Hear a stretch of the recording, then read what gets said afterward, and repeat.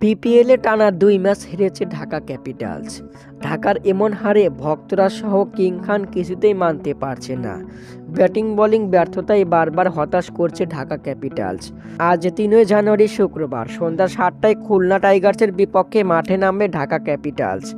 হারের ব্যর্থ থেকে ঘুরে দাঁড়াতে চায় ঢাকা। একাদশে এনেছে বড় পরিবর্তন। একাদশে সুযোগ পাচ্ছে তারকা ক্রিকেটাররা। ঢাকার হয়ে টানা ২ ম্যাচে ডাক মেরেছে লিটন কুমার দাস। ছন্দে ফিরতে মারিয়া এই উইকেট রক্ষক ব্যাটার। অন্যদিকে খুলনা টাইগার্স রয়েছে ফুরফুরে মেজাজে। বিপিএলের প্রথম ম্যাচে জয় পেয়েছে খুলনা। ঢাকাকে হারিয়ে বিপিএলের দ্বিতীয় জয় তুলে নিতে চায় খুলনা। ঢাকার বিপক্ষে জমিয়ে উঠবে খেলা, হবে হাড্ডাহাড্ডির লড়াই।